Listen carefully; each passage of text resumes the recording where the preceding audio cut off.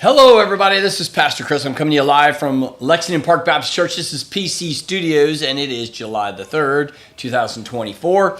How are you doing today? Listen, I'm wearing my Impact shirt today. I've been out there. We've been building a stage thanks to Tim Holes and Chris Hall.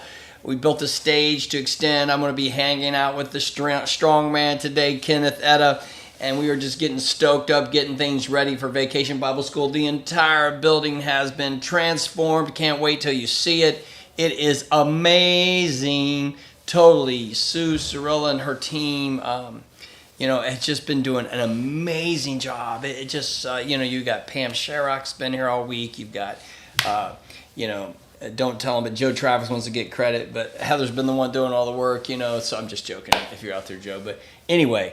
A lot of, and they're all hands on deck now. Abbott's are here. I mean, it's awesome. Melissa Cornett's been doing stuff. So anyway, amazing things. Many hands, many things just to make this place be transformed. And I'm telling you, I walk in and I was just blown away.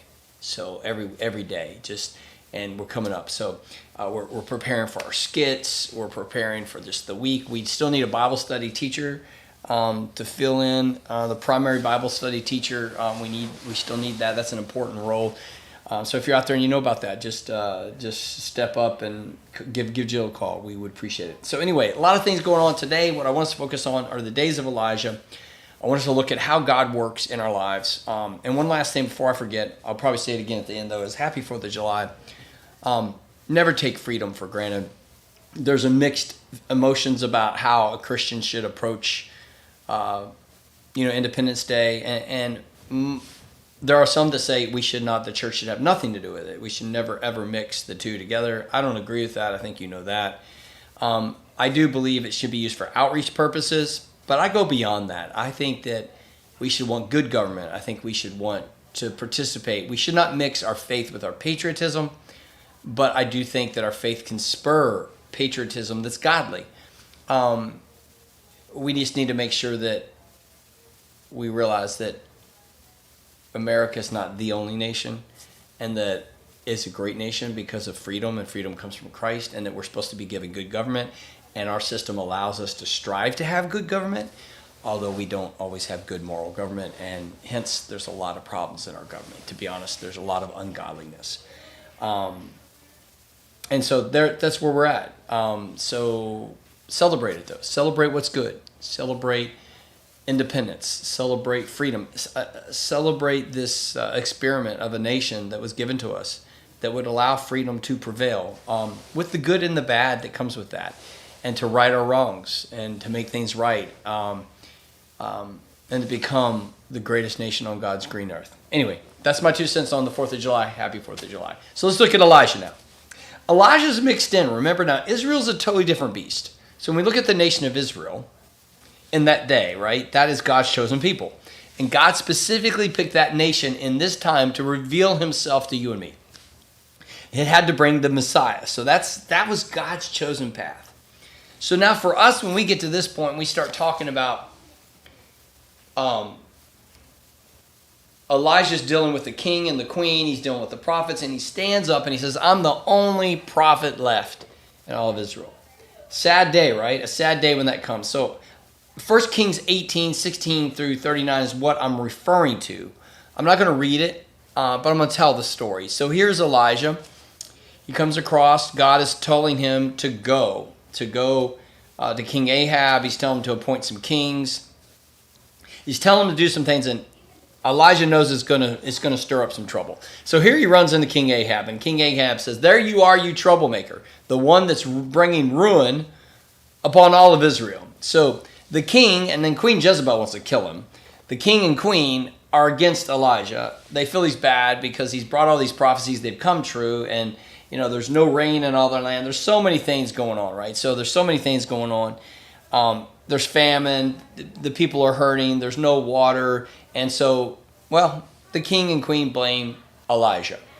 So Elijah says, no, I'm not the troublemaker, you've caused this, the sin and all this stuff. He goes, hey, I tell you what, why don't you bring your prophets, let them take on me, we'll go up on the top of the mountain, and we'll see whose God consumes the sacrifice first. And this is amazing. Everybody agrees to it, so that's fine with us. Bring it on. So here's Elijah. He goes up to the mountain. This is where 1 Kings 18 picks up, right? There's 400 prophets of Baal and 450 prophetesses of Asher, the female goddess. And so 850 to 1. Elijah is outnumbered 850 to 1 in prophets, plus add the king and queen, 852. But let's go beyond that. Really, nobody's on Elijah's side because he said, I'm the only prophet left. Now, he doesn't know yet that there's 7,000 people in all of the land that have not bowed the knee to Baal. He doesn't know this yet, though. He really feels alone. I want you to get this in your heart as we see this pattern of how God works. Elijah feels alone. Maybe you felt alone. Maybe you felt like the things that you're doing that everybody just thinks, man, you're bringing ruin. You're the troublemaker. You're the problem. You know, you're God, and you take your Christ and get out of here, right? Maybe you felt persecuted. Maybe you felt alone. Maybe you felt outnumbered. God is at work no matter what the numbers are. I want you to hear that.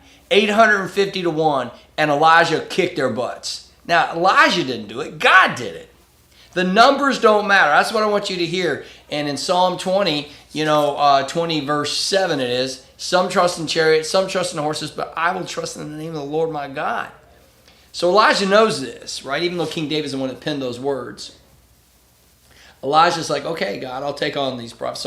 So Elijah, when we find ourselves in a place, how can God work in my life? 1, the numbers don't matter. 2, we need to be led where God leads us. If God leads us to a king, if God leads us to take on false prophets, if God leads us to a school, if God leads us to take a job somewhere, if God leads us to share the gospel to somebody, wherever God leads, we go. And so here's Elijah. I've been led here. I'm ready. And then he listens to what God says, and he does what God says. So if you want to join God, 1, you got to go where God is. 2, you got to do what God says. Will you go where God leads you? Will you do what God says? It may cost you. It may cost you friends. It may cause you personal pain. It may cause turmoil. It may create persecution. I'm not going to tell you everything's going to be okay, but I will tell you that in Elijah and in your life, it would be the same way. 850 to 1. The odds don't matter. This is not playing the lottery, because God's not the lottery. God is greater than any statistic. That's what I want you to hear. Now, moving beyond that point in the story. So Elijah gets up there and he lets them, go ahead, you build your altar. I'm building my altar. He's going to take the 12 stones for the tribes of Israel, right? They build their altar. They put their, they get everything, the wood up there. They get the bull up there. They make the sacrifice. But he's like, no, you can't. You call on your God to create the fire. And I'll do the same. So he lets them do this all the way until the night sacrifice. So they're doing it. He's mocking them. They're cutting themselves. They're trying to burn this thing, and they keep calling up on Baal. They're basically going to the outhouse, and he goes, "What's your God? Is your God's just taking going to the bathroom? Is your God asleep? Where's your God at?" And then he goes, "Okay, here's what I want you to do now for me. Rebuild this altar." Puts the altar on there, puts the wood on there, gets everything. He says, now listen, remember there's a famine. Remember there's a drought. There is no water. And he says, go get water. And they go get all this water and dump it over it. He goes, now go do it again. First of all, do you know how sacred water would have been? Again, and he goes, now let's do it a third time. This cow, this beast, this sacrifice is saturated. The wood is saturated. The stone is saturated. The trough that he dug around it is totally filled with water. Gallons of water. How wasteful when you consider what they're at. But they did it. And then he calls. He prays. He prays. I get chills thinking about this. And Elijah doesn't do this, but God does. God zaps it like a nuclear blast. Just and it obliterates the sacrifice. The stone is just nothing but ash. The wood is ash. The sacrifice is gone. The water is gone. Everything's gone. And finally, then the people, I think it's verse 39, the Lord our God is God. The Lord our God is God. The Lord is God. And they acknowledge the God of Elijah. But remember, just a few verses earlier, whatever happens, we don't care. They're just looking for entertainment. Don't we do that too? Listen, you can't be looking for entertainment. You got to be joining God. Elijah was on the winning team because Elijah joined God. God led him there, and God told him what to do, and he did it. And it was crazy. He was against the odds, 850 to 1, and he did something. Who would throw water? Not only forget the conditions, who would put water over a sacrifice you're trying to catch on fire? We just don't do that. So, bam, it's gone. Again, 1 Kings 18. But in this great victory, God prevailed and showed himself. And I want to say this to you. When God leads you somewhere and God asks you to do something, if you go there and you obey him, God is with you. Every single one of you, I want you to hear that. God will be with you. No matter what the odds are, no matter how crazy it may seem, if you are being led by God and you are following God and you're obeying God, you're right where you need to be. I want to encourage you to do that. There may be a cost. Now here's what happens, and so we need to put Elijah up on a pedestal because he was a great prophet. He's my favorite prophet. But Elijah, after this, you would think he's on a high, but then he hears Jezebel wants to kill him. So he goes and hides underneath a tree and he starts pouting. Now, he's just had this great victory, right? And all the people just sit there and went, "Hey, the Lord is our God. The Lord's our God." And here's Elijah sulking. How many times maybe have we sulked? I do it. I have a pity party. Somebody leaves and I get very downcast. I'll just be honest. I never get used to that. Somebody quits the church. I just cannot get how we church swap so easily. I really don't. And how you can just, "Oh, I love you, but I'm going over here." Or "Oh yeah, great church. Not anymore for me. I'm going over here." And we do this. We eat our own. Somebody makes a mistake and we just devour each other. I mean, don't get me started. But it's easy to have a pity party. Don't think we can't either. We can have great victories and then to have a pity party. So here's Elijah, though. One of the greatest victories I would say I've in the scriptures, other than the death, burial, and resurrection of Jesus Christ. And he's sulking. He's pouting. So God said, "Okay, Elijah, what are you doing?" Sends an angel of the Lord to him, gives him some supernatural food, says, "Start walking." So he starts walking in the wilderness. He's probably kicking the dirt the whole time, the dust. He's not happy about this. So he goes and he finally comes in front of the mountain. And I don't remember the particular order. You can go read it, but 3 things happen. There's a wind, there's an earthquake, and there's a fire. And it says in each one of these, there's this great wind. God's not in the wind. God's not in the fire. God's not in the earthquake. And then there's just stillness. In the still small moment, God speaks. So Elijah goes to the cave in the mountain. He knows it's God and listens to God's voice, and God speaks to him, and God tells him what to do. And basically, God tells him to anoint a couple people king, but the most important thing that God tells him in this point is, he doesn't really chastise him, but he tells him, "Listen, Elijah, what are you doing? Go back.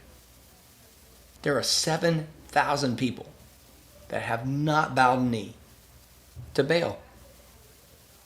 Go preach to them. Go tell them." And so I think the moral for us is that, yeah, we're going to have struggles in life, but our job is to join God. And there's a pattern here. When we join God and we are led by God and we listen to God and we obey God, we experience in God. And that is what Elijah did on the mountaintop. We may not have fire come down and consume a sacrifice. We may not be caught in the same scenario that Elijah is. It might be something just simplistic. But when we do it and we're where God wants us to be, great things happen because that's where God's at work. So God wants you just simply to join him.